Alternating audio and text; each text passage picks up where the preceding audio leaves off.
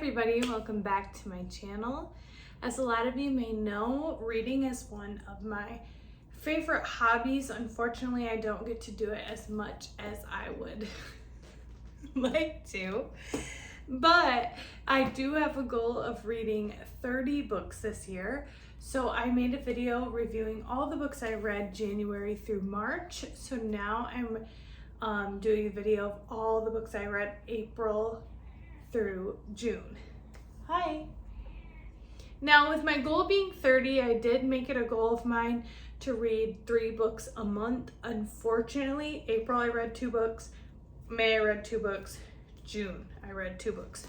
But I do have to say that the books that I was reading were quite bigger than the normal books that I would usually read, especially my June book was almost 900 pages. And I would say an average book that I read is like 300 to 500.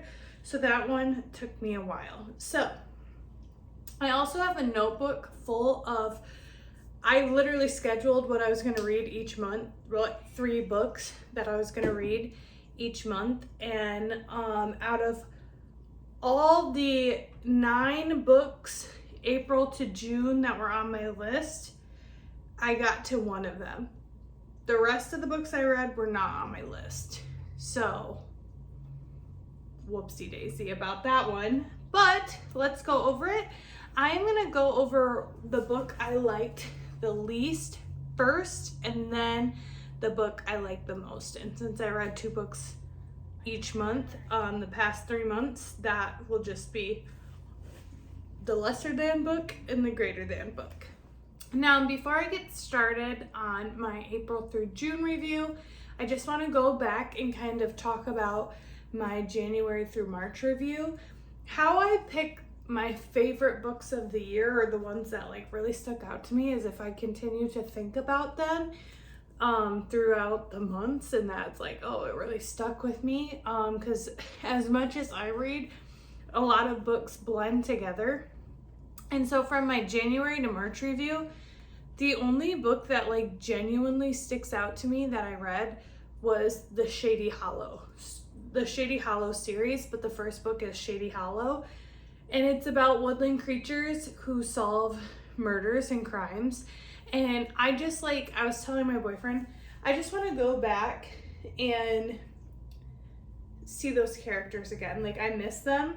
And I read the first 2 in the series, and it's not by any means any books that are going to make you like more intelligent. They're not going to, it's literally just so cozy and comforting to me. I just, like, if I could live in a town, it would be Shady Hollow. And that's the book that I keep getting pulled back to when I think of my January to March, like what books are sticking out to me. The Shady Hollow series. And unfortunately, the 3rd one is not on my schedule for the year, but I do have it. Jeff got it for me for Valentine's Day, and it's a fall book, so I'm waiting till fall to read that one, but I do miss my Shady Hollow friends. So let's get into my April through June review. Okay, like I said, I read 2 books in April. One obviously is going to be like the lesser than book, and one's going to be the greater than book. And my lesser than book might be controversial. My lesser than book is The Inmate by Freida McFadden. Now, this story is about Brooke, and she's a nurse in a prison, and her baby daddy is a prisoner, and he's getting out of jail because they think he was wrongfully convicted. And then he gets out of jail, he meets his son for the first time, and then things kind of fall apart from there. This, I wanted to like it so bad. It's been on my TBR for so long, and I just didn't. It did kind of throw me for a loop to like who was the bad guy, but it doesn't stick out to me. Like, when I think about all the books that I read, like, I'm not thinking of this book. And I wanted it to be so much better than it was, and it was almost like somewhat adolescent, and just not the type of thriller that I'm typically into. It was too predictable.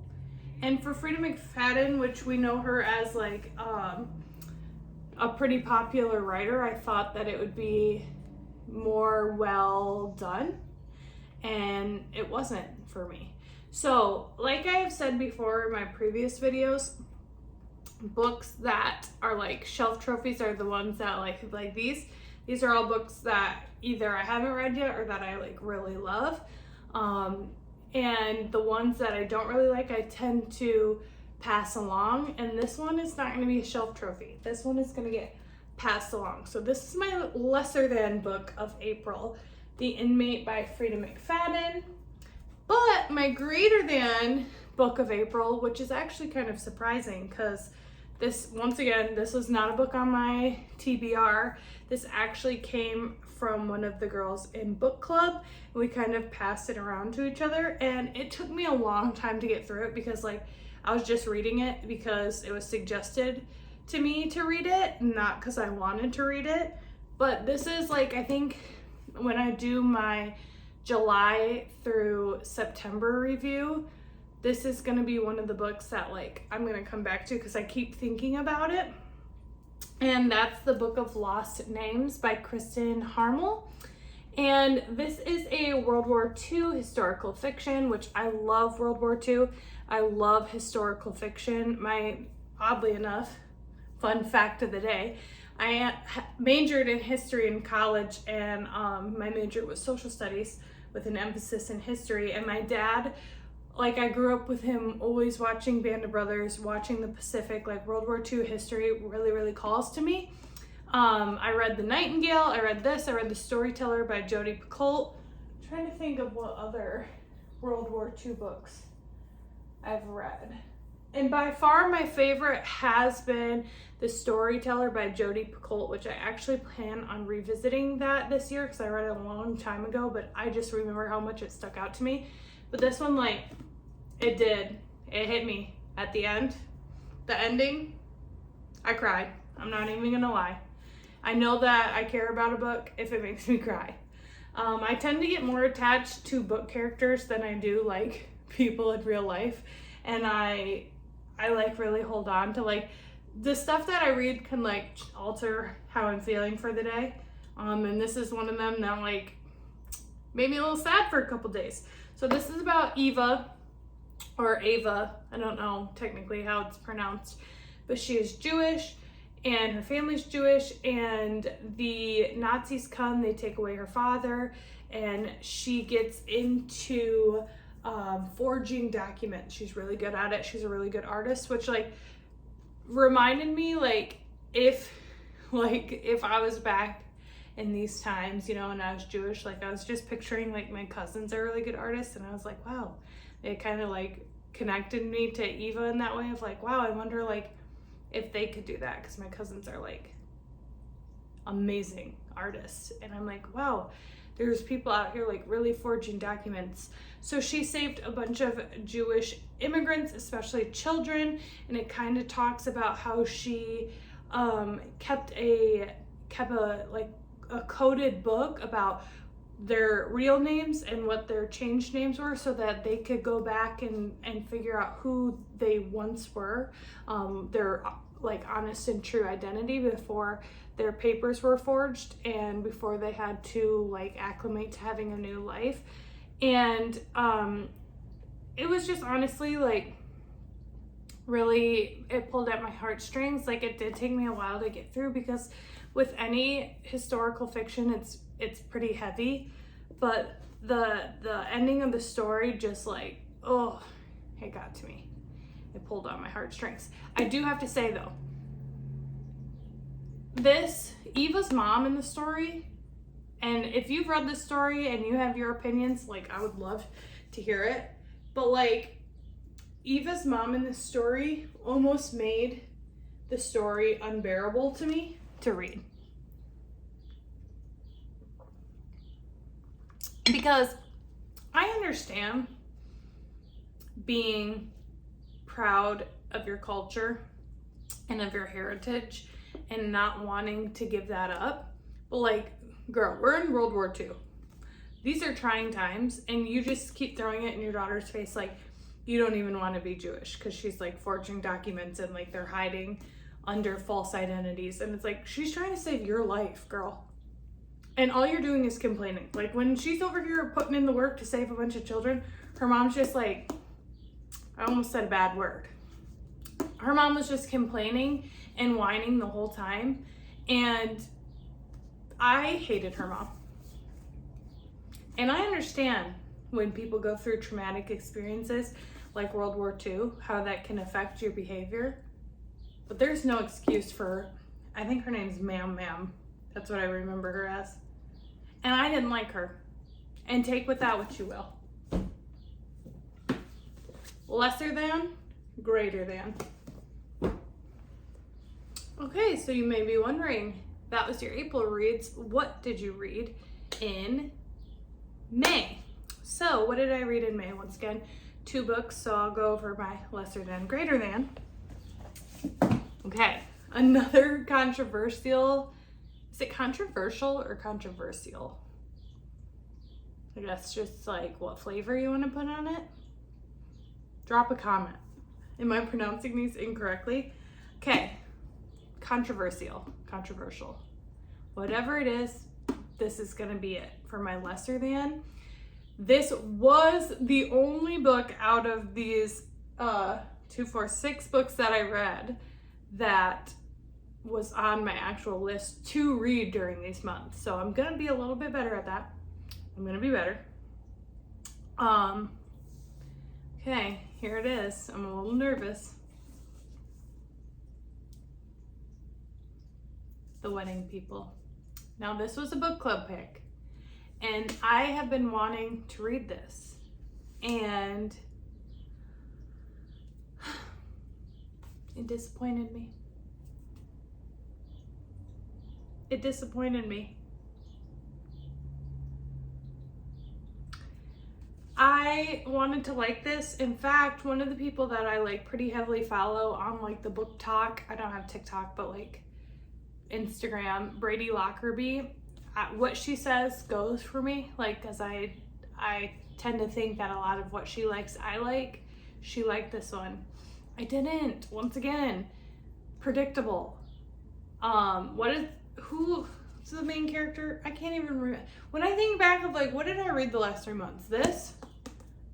I don't remember it. It's not important to me. Phoebe. That's her name. Phoebe's going to a hotel to kill herself because her husband cheated on her.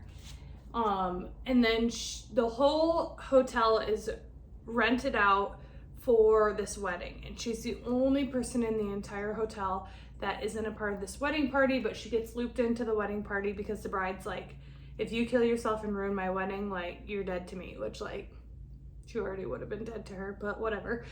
And and she just gets looped into the wedding party, and they really like her, and she gets close with the bride, and the bride's having a hard time, like, with the wedding, blah, blah, blah, blah, blah. It ends just like how you would predict it would. In fact, I could spot the ending coming a mile away. And for that reason, I didn't like it. It was like sweet. These are just like not the types of books for me. I need something that like really will get in there and mess with your feelings.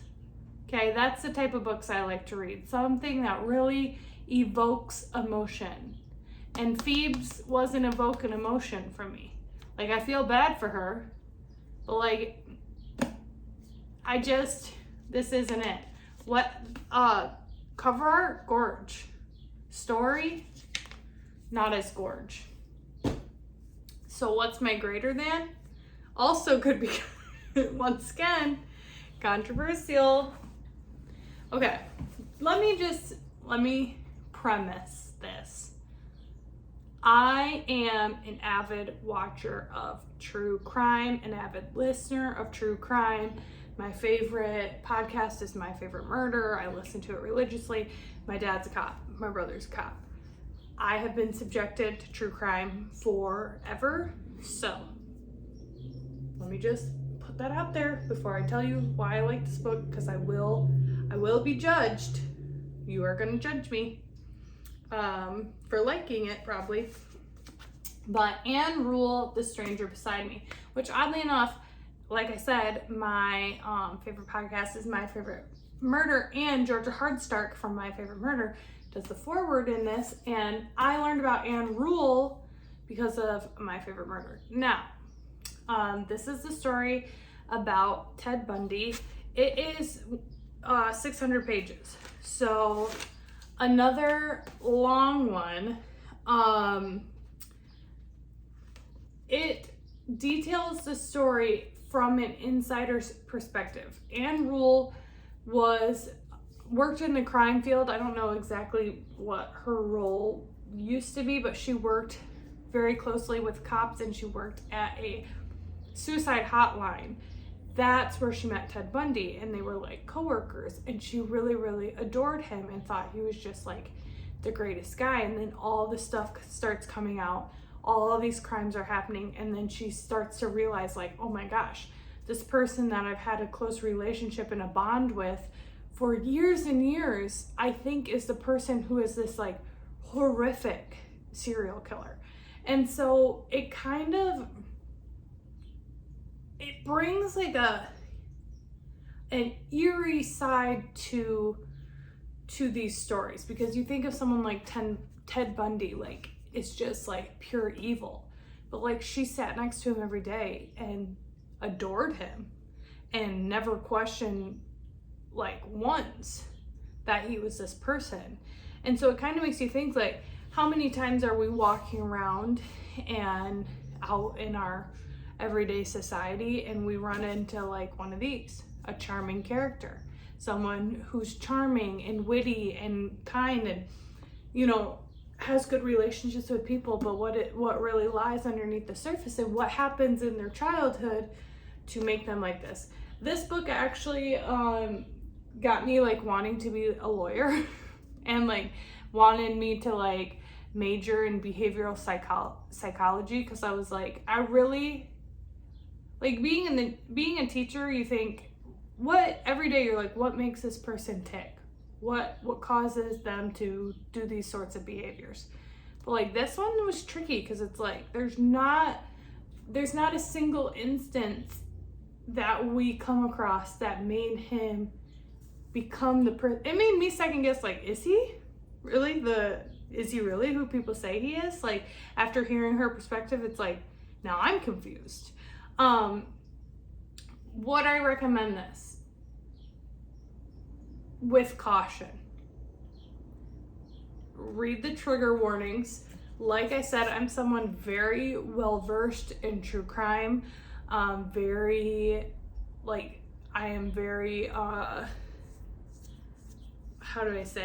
numb to a lot of this, unfortunately, just because growing up in a household with a cop, you hear a lot of like horrific stories on like a daily basis.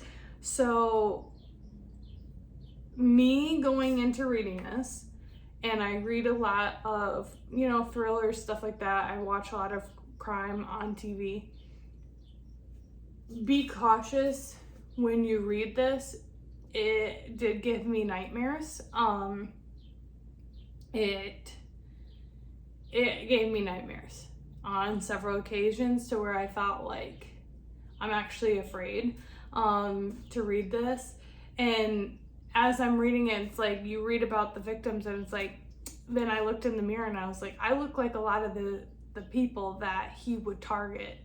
And then you think of your like existence like as a woman in society, and it's just like, it's so easy to fall into these snares and entrapments by people who come across very charming. So it is very unnerving. It gave me nightmares, but I thought it was a really good read, personally. So, lesser than, greater than. I am gonna give this away, and I am gonna give this away so someone else can read it. Actually, I'm gonna give this to my mom, because I think that she'd be interested in it. Okay, June 2 books again. Now, June was a hard month because one of my books took me forever, but it was like nearly 900 pages. But that's my greater than. So let me go to my lesser than. Lesser than. This was a book club choice. So not something that was on my list to read, but I read it for book club. Something in the Water by Catherine Steadman. No. As an avid thriller consumer, you have to have twists without plot holes. That's what I would say. There needs to be twists without there being severe plot holes. This one, there was just so many things that just like were brought up but never tied together. They were brought up and then never talked about again.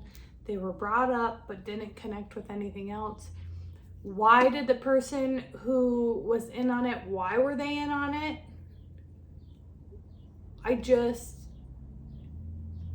So the premise of this story, I guess I should get to that. Couple goes on vacation to Bora Bora, I believe. They find a bag. Inside the bag is something that came from a plane crash. It is worth a lot of money. They take it, they cash it out, and then they're being followed. And it never gets wrapped up. I never find out who crashed. I never find out why it's so important, the stuff in the bag. I never find out why the person who gets involved. What does it have to do with her career? Because I was really invested in her career. She talks about her career. She's a documentarian. Did I make that word up? She does documentaries, and she's doing a documentary about people being released from prison. And she's following 3 prisoners, okay, being released. It makes it seem like it's really going to tie into this story. But it never ties into the story. The prisoners have nothing to do with the story. The only character I liked was the one prisoner named Eddie. This is a library book, so I'm giving it away regardless. But if I had the choice, I would not keep it.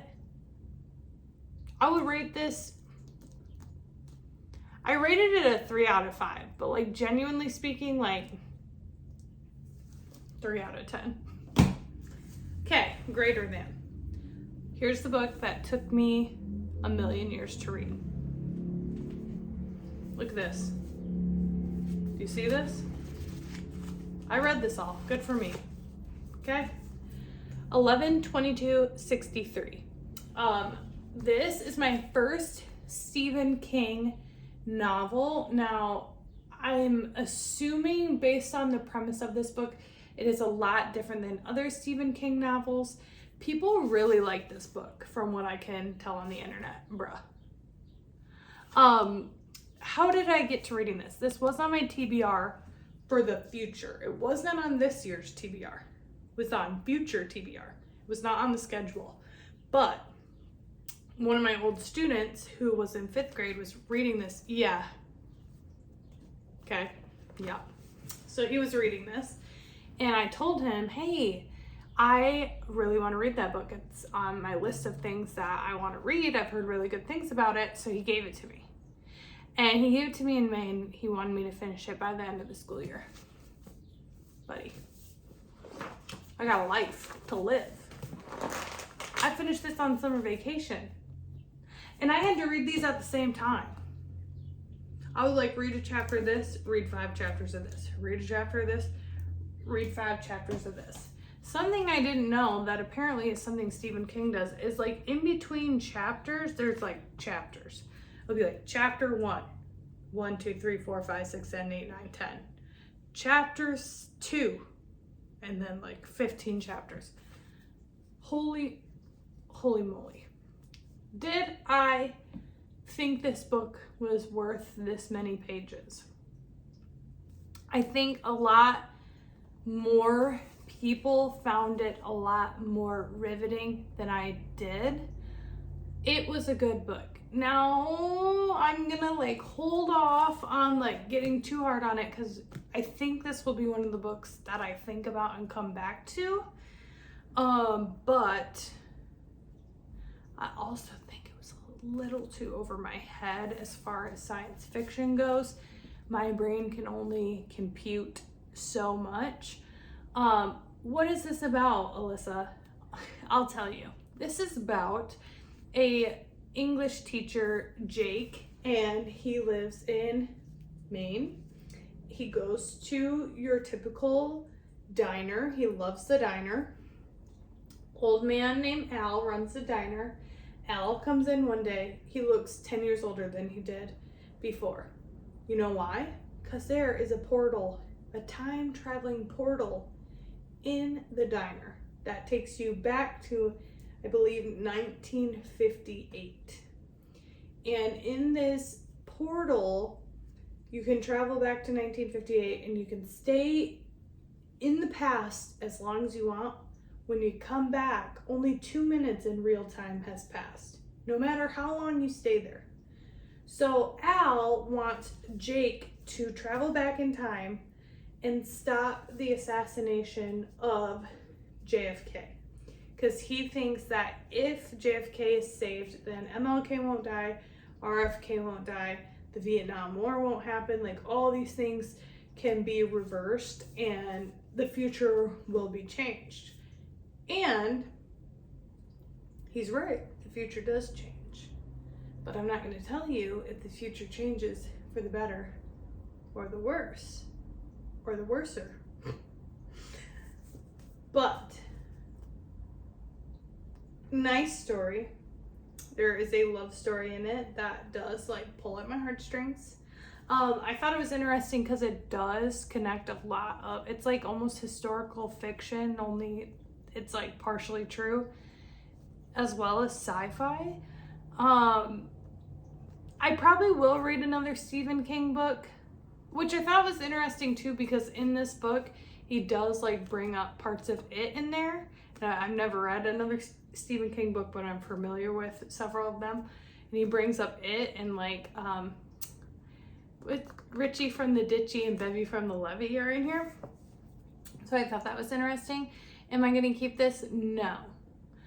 Did it make me, like when I would sit down and I'm like, I can't get through this, then I had to think in my head, a 5th grader gave this to me. So you can get through it, and if you don't, what does that say about you? So I would recommend it to people who like sci-fi and who like historical fiction, but like, brother,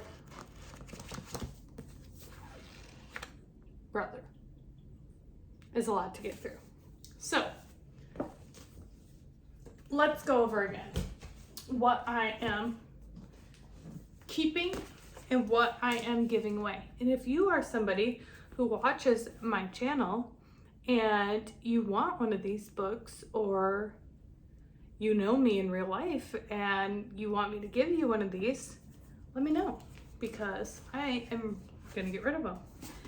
This I'm gonna keep because I'm gonna give it to my mom. We're going up north this week and I think she'll like that book. I'm not gonna keep, I think I should give this back to the kid who gave it to me, but I need to track him down in order to do that. Not gonna keep because it's a library book. Wouldn't buy as a shelf trophy. Not gonna keep. Whoops. I loved this book, but I think it should be passed on for somebody else to read. And not gonna keep. So that is my reading review from April to June. Right now, what am I currently reading? Maybe you're wondering. Maybe you couldn't care less. I am on the last book, and I read this in 3 days. I'm on the last book. Something about these books, man. I'm not gonna read it, review it right now. But ACOTAR, never did I think. And something about those books just like, oh, I can just You can see them back there on my shelf. Just fly through them. But with that being said, if you have any books that you have really enjoyed this year, because this year I have not read many books that like really make me love reading. It's been kind of disappointing, honestly. So if you have any books that would make me love reading even more or make me love it again, please drop a comment down below. I have about 6 books. I think I'm on like anywhere between 12 and 15 books down out of my goal of 30. So I'm hoping when I go up north tomorrow, I can get a lot of reading in, and I hope that I can knock off a lot of my TBR, because it seems that I keep reading things that weren't on my list. Whoops. But I hope that you stay cozy, and I thank you for watching first and foremost. And I hope that you can get some reading in if you enjoy it, or another hobby that you really like. But drop a comment below of any books that you have liked this year or that I should read. Whether it makes it on this year's list or not, you can still let me know. And I hope that you stay cozy. Bye.